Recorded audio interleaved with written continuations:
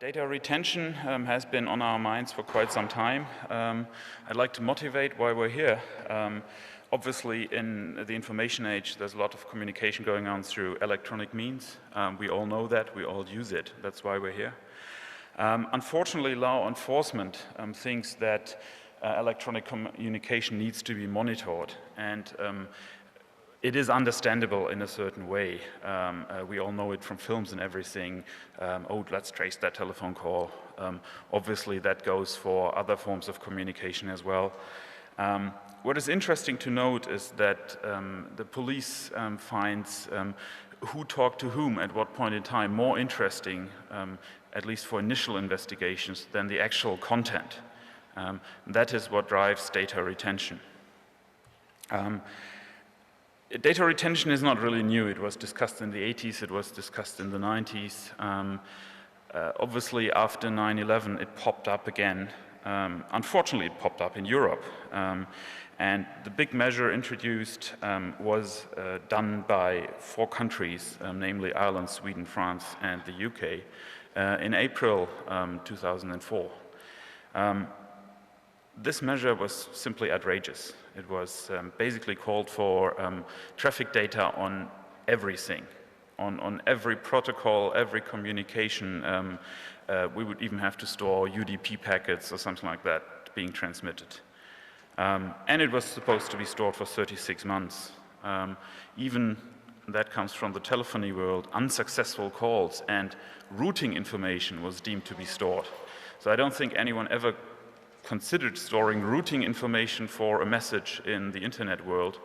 I'm not really sure how to do it, and I thought myself a techie. So that was simply impossible to implement. Fortunately, there was consultation. The Commission thought that this Council proposal was outrageous and did consultation in June 2004. And after the Dutch presidency took over in July 2004, even the Council thought that it might be a good idea to do some consultation and do a study.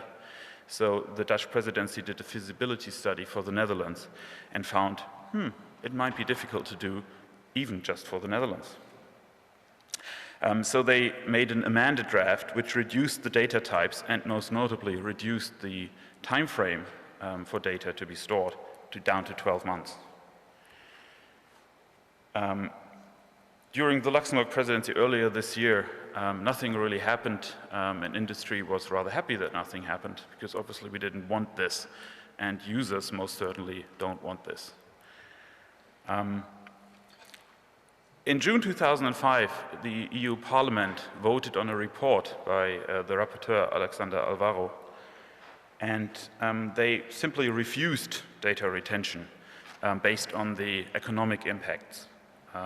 The report found that it would be at least 100 million euros per year burden on large telcos, that it was incompatible with the Convention on Human Rights, and that they found in talking to the police that even law enforcement doesn't really want this. Which is true. It's not so much law enforcement, it is mostly interior ministries or home affairs offices who want this. If you talk to the actual people doing it, they don't know what to do with the data. Unfortunately, the UK presidency took over in July, basically the 1st of July 2005, and we had tube bombings on the 7th of July, which really started a lot of efforts by the UK Home Office to get data retention implemented. Charles Clarke made it a personal priority to implement data retention by the end of 2005. And they released a new paper, not so much a full document, but a position paper on the 27th of July. It was outrageous. It increased the demands again, increased the storage timeframes again. And there was a joint meeting of the Interior and Justice Ministers in Newcastle where industry had a chance to present again and present their problems with the whole proposal.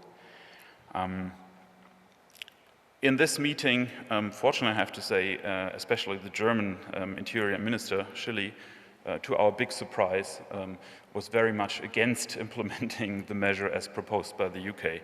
and that stopped it dead again for some time.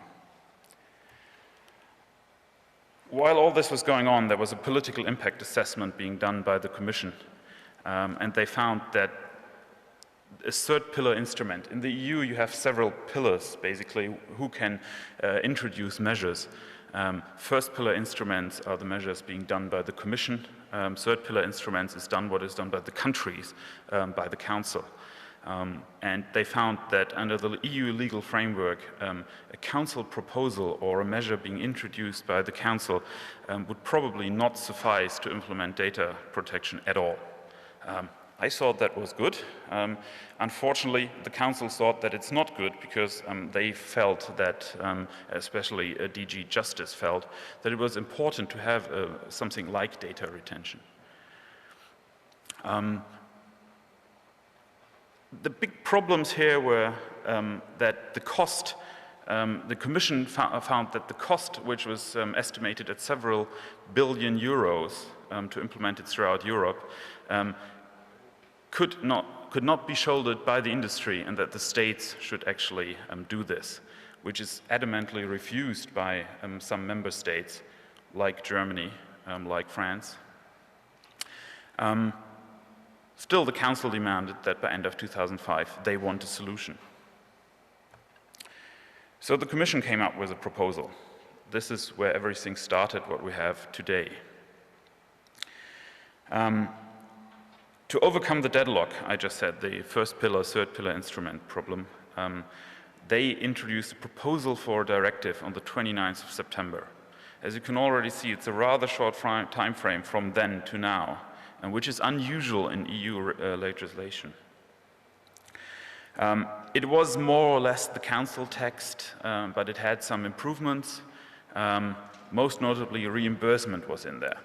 So industry and whoever built a system would be fully reimbursed. Also, there were data tabs, at least finally, there were some data types in there which should be stored and not a general store everything provision. However, these were in an annex, and in the EU legislation, an annex can be changed rather easily. So it doesn't need to go through Parliament again. If it's in an annex, the annex can simply be changed in a working group, more or less. Also in the meantime, some countries have already adopted measures.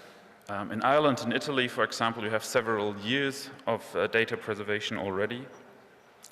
France just also in November adopted new legislation in that regard. Some countries have an interesting split, like in Germany. The government wants data retention. The parliament refused it so far. That same is true for the UK. Interestingly enough, the whole measure introduced in 2004 was introduced just 2 months after the UK Parliament refused to have data retention. So for once, some UK government officials thought, we could use the EU for something. On the other hand, some countries refuse data retention altogether. In Austria, it's already ruled against, was ruled against a year ago by the institutional court. At least cost reimbursement was ruled on. Finland is not in favor of it either. This might come in handy later on, because if just in one country the whole measure is deemed illegal by the constitutional courts, then the whole measure will have to be gone from the whole EU agenda. One country is enough.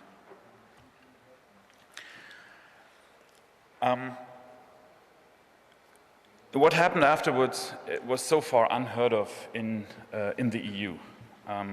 I call it role-playing the Parliament. The Parliament didn't want this. The Parliament wanted their study group to, their rapporteur, Alvaro, to come up with his view on this new proposal. And especially the economic group worked on this quite a bit. But after the Justice and Home Affairs Ministers meeting on the 28th of November, there was a new paper released called Joint Commission Council Proposal. It was released by the Council, As far as we know, the Commission wasn't really too much involved in it at that point in time, but it was more or less the amended Commission text. Now the strange part begins.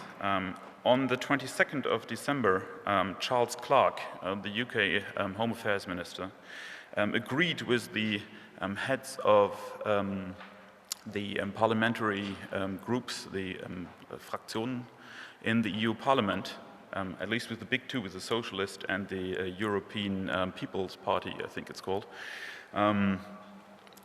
that they actually approved this measure.